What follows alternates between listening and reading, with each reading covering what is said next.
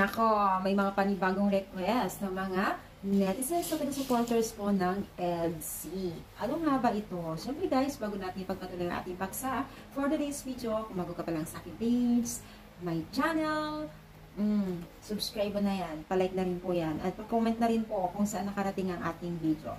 No? At supportahan po natin itong sila Kalinga Prab at Kuya Val.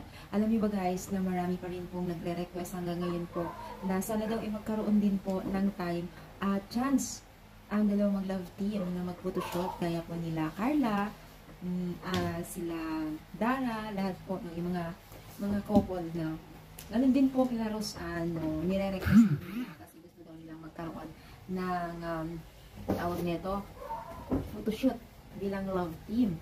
Ang mga love team po, especially po kila Kalinga Pedro at Beyonce, kasi di ba naalala ninyo itong si Beyonce at si Carla at Chumar ay ni-request din nila ito. At yun ay nagkaroon ng chance at time.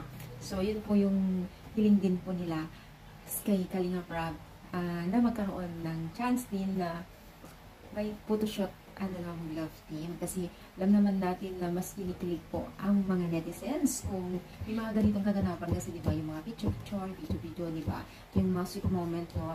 Kaya yun, yung time na yun, yung mga ganyan, eh talagang marami pong nakikinig, kinikilig, no?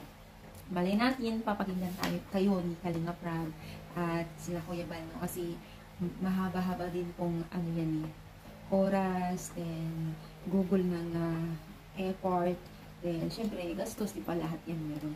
Balay natin, no? Pagbibigyan kayo ni Kalinga Prab at Kuya Val sa inyong hinihiling, no? So, syempre, bago natin tapusin ito, sana huwag tayo magsawang-suporta sa Team Kalinga. So, comment down kung ano yung suggest na. Thank you so much. More power and God bless.